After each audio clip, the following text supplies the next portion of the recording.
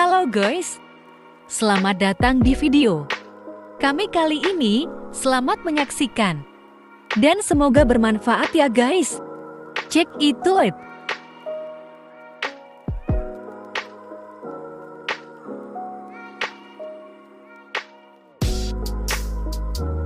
Jangan lupa like, jangan lupa komen, jangan lupa subscribe.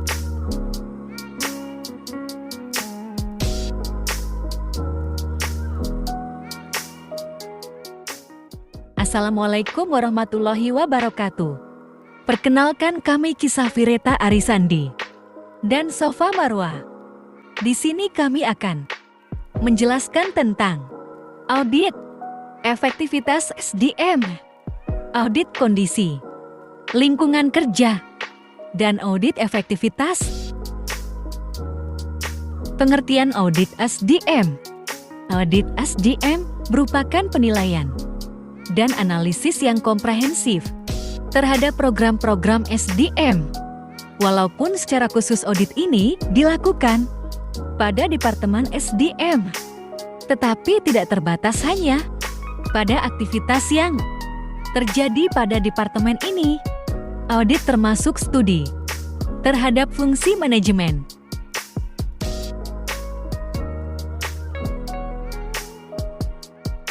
tujuan audit SDM. Menurut Hasibuan dalam Nur Hadi tahun 2017, tujuan mendasar dari pelaksanaan audit manajemen sumber daya manusia sebagai berikut: untuk mengetahui apakah pelaksanaan dan hasil kerja karyawan sesuai dengan rencana yang telah ditetapkan, untuk mengetahui apakah semua karyawan dapat menyelesaikan pekerjaan dengan baik dan tepat waktu, sebagai pedoman menentukan besarnya balas jasa kepada setiap karyawan. Audit efektivitas SDM.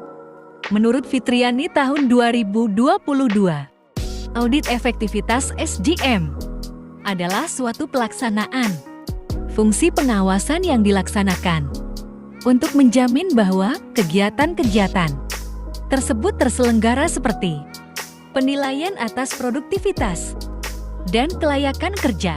Isu efektivitas SDM jarang dilakukan, akan tetapi sebenarnya merupakan komponen penting untuk meningkatkan kinerja perusahaan. Audit kondisi lingkungan. Meningkatnya perhatian pada SDM menyebabkan perhatian terhadap faktor keamanan, kesehatan, dan keselamatan kerja juga meningkat. Tercermin dari perubahan pandangan perusahaan sebagai berikut. Strategi mengaitkan keberhasilan.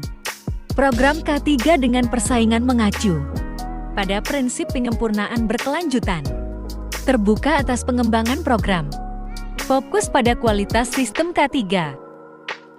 Sistem manajemen bagian dari rencana manajemen operasi yang bersifat komprehensif, fokus pada proses adanya dukungan teknologi, gaya manajemen partisipatif dan konsultatif, bertanggung jawab atas kinerja K3, peran buruh dan serikat kerja mendapat arti. SDM bangga atas keberhasilan K3. Program K3 merupakan bagian dari penilaian kinerja manusia, dihargai dan dipercaya, fokus pada pengembangan SDM. Audit terhadap program K3 dapat dilakukan dengan cara mengkaji indikator yang menunjukkan kesenjangan, antara lain trailing indicators, suatu matriks tradisional yang mengukur upaya K3 yang telah dilakukan. Upaya menilai ada atau tidaknya suatu loss. Indikator ini dapat dilihat dari statistik kecelakaan dan penyakit, biaya pengganti pegawai yang cacat dalam melaksanakan tugasnya, kendaraan yang mengalami kecelakaan. Current indicators, suatu matriks yang mengukur seberapa jauh program K3 dilembagakan di lingkungan perusahaan. Indikator ini dapat dilihat dari analisa dan laporan penyelidikan penyebab kecelakaan penemuan audit K3, dan statistik kunjungan pegawai yang berubah. Leading indicators, suatu matriks yang meramalkan efektivitas program K3 dengan menekankan pada pelibatan pegawai. Indikator ini membantu perusahaan menemukan kendala program K3 dan mengatasi permasalahan K3. Dari kualitas program audit K3, kajian dan analisa terhadap sikap dan persepsi pegawai, kuantitas dan kualitas saran dan masukan yang diajukan pegawai. Audit efektivitas organisasi atau unit kerja mengukur efektivitas organisasi. Dalam hal ini, evaluasi terhadap pencapaian sasaran organisasi bukanlah sesuatu yang mudah untuk dilakukan. Pendekatan kontingensi dapat digunakan untuk mengukur efektivitas organisasi. Dalam hal ini, Departemen per Unit Kerja SDM. Pendekatan ini beranggapan organisasi sebagai perwujudan proses transformasi dari input menjadi output, serta mencakup 3 pendekatan: goal approach, resource approach, internal process approach. Pendekatan ini berlandaskan aspek hubungan antar manusia, budaya, perusahaan, dan organisasional.